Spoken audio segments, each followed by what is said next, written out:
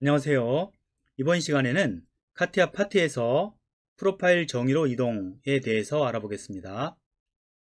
이 기능을 배우기 위해서 먼저 오토캐드에서 시작을 하였습니다. 화면을 보시면 도면이 하나 있는데요. 이 도면을 카티아 2D로 옮긴 다음에 2D에서 파트로 옮겨서 작업을 하도록 하겠습니다. 제일 먼저 해야 될 작업은 이 도면의 왼쪽 아래 모서리 부분을 0,0 원점에 일치를 시키는 것입니다. 이 작업을 위해서 제일 먼저 해야 될 것은 동적 입력을 끄는 것이죠. 그럼 클릭해서 동적 입력을 끄겠습니다. 그리고 move 명령을 이용해서 원점으로 모서리를 일치시키도록 하겠습니다.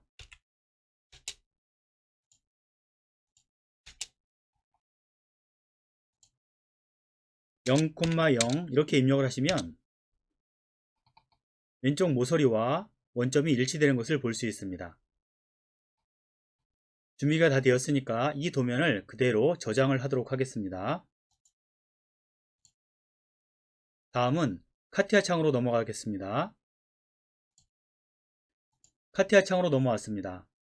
먼저 시작을 클릭하시고 도면을 클릭해서 2D 드래프트를 열어줍니다. 창이 열렸는데요. 이 상태에서 조금 전에 저장을 해 놓았던 DWG 파일을 불러오도록 하겠습니다. 파일을 선택해서 드래그로 던져 놓게 되면 이렇게 파일이 열리게 됩니다. 화면을 가만히 보시면 화살표가 있죠? 원점입니다. 이 부분의 원점과 오토캐드의 도면이 일치되는 것을 볼 수 있습니다. 그리고 현재 치수까지 그대로 들어왔는데요. 일반적으로는 이 치수들을 오토캐드에서 다 지우고 옵니다. 하지만 제가 일부러 이렇게 복잡한 상태에서도 된다는 것을 보여드리기 위해서 그냥 가지고 왔으니까 참고하시기 바랍니다. 오토캐드에서 2D 드래프트로 넘어온 파일들은 반드시 해야 될 것이 있습니다.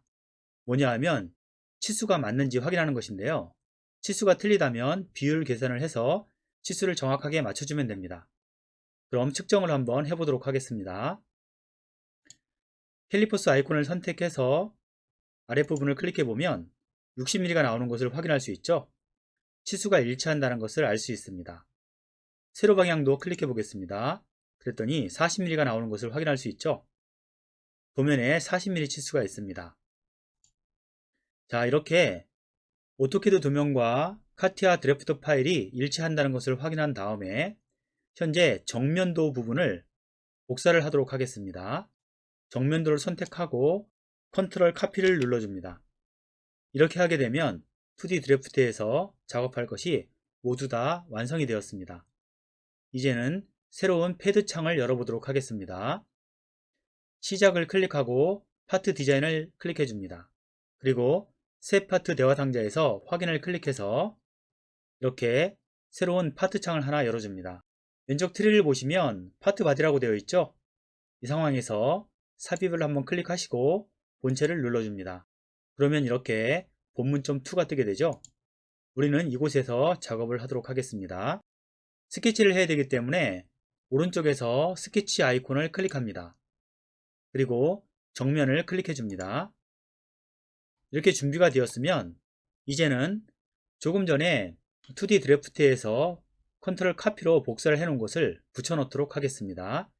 컨트롤 V를 하면 됩니다. 그러면 원점이 이렇게 딱딱 맞아 떨어지게 되는데요.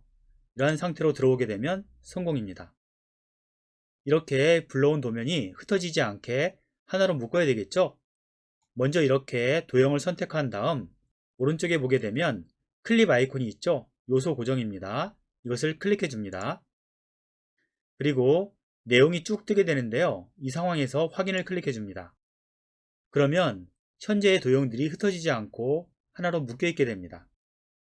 아무 곳이나 클릭하신 다음에 움직여 보시면 이렇게 떨어져 나오는 것을 확인할 수 있는데요. 이렇게 해 놓으신 다음에 ESC 버튼을 두 번 눌러주시고 점선으로 되어 있는 가이드라인을 선택해서 딜리트를 해주겠습니다.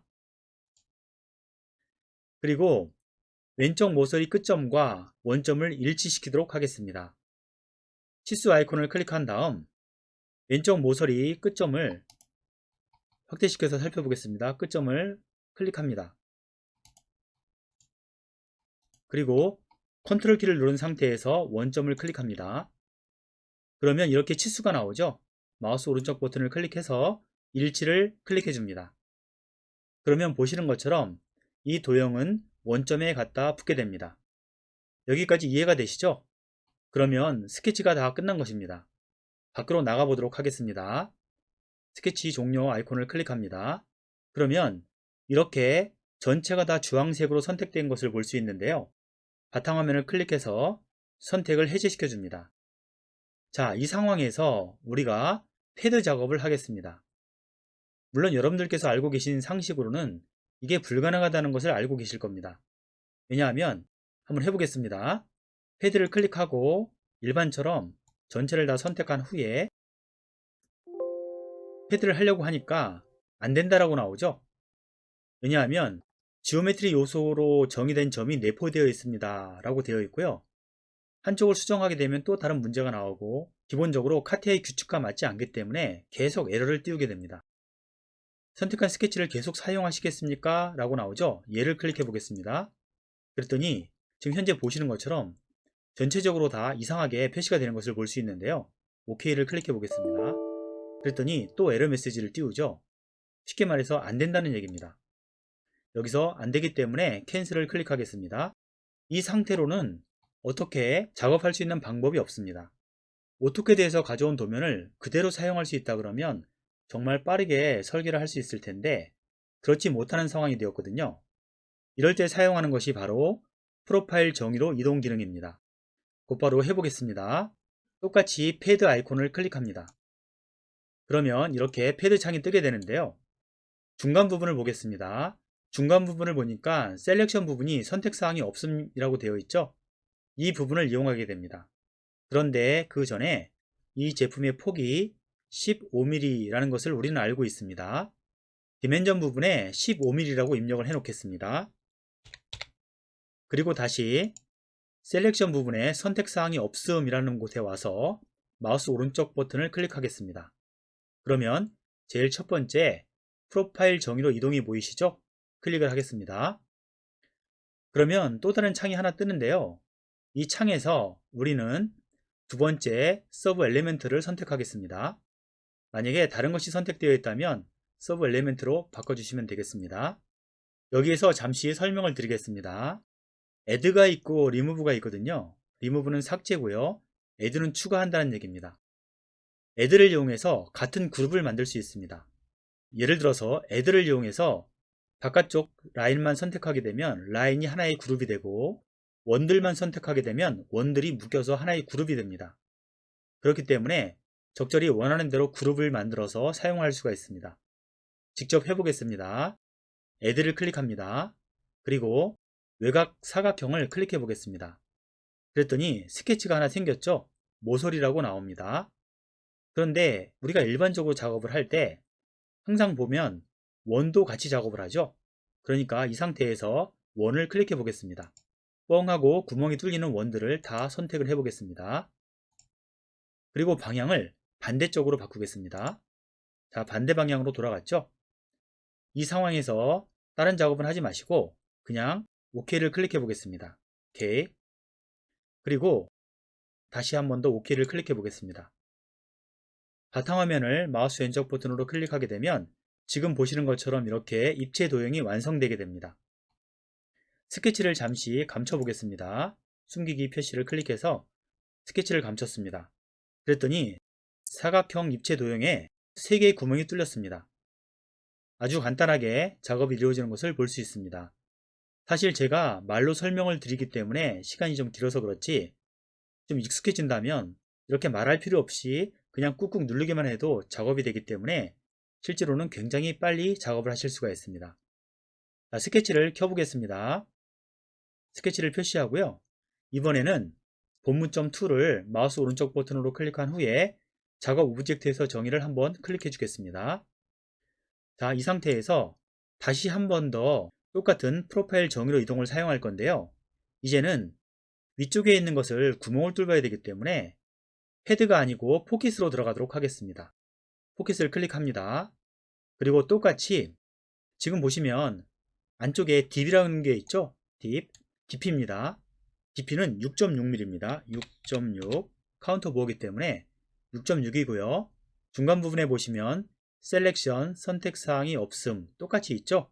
여기에서 마우스 오른쪽 버튼을 클릭하시고 첫 번째 프로파일 정의로 이동을 클릭해 줍니다.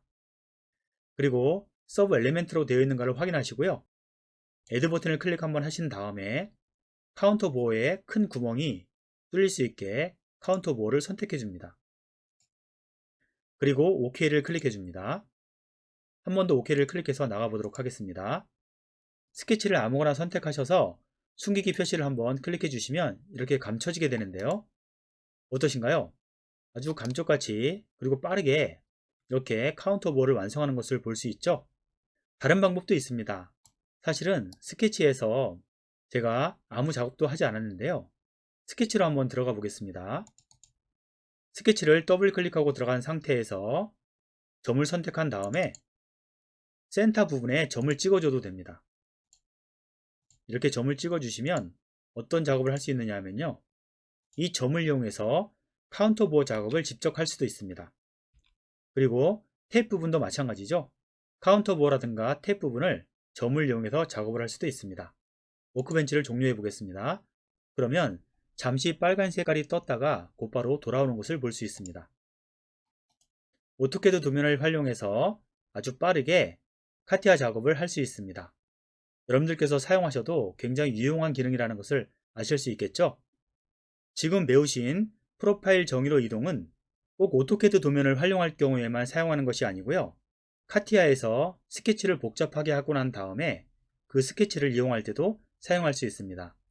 하지만 카티아에서 드로잉을 하는데 굳이 복잡하게 해야 될 필요가 없기 때문에 유용하게 쓸 수 있는 기능이 복잡한 오토캐드 도면을 불러와서 쉽게 3D로 만드는 부분에서 사용하는 것입니다. 이해가 되시죠? 이 기능을 이용해서 여러분들께서 업무 효율을 높이시면 좋을 것 같습니다.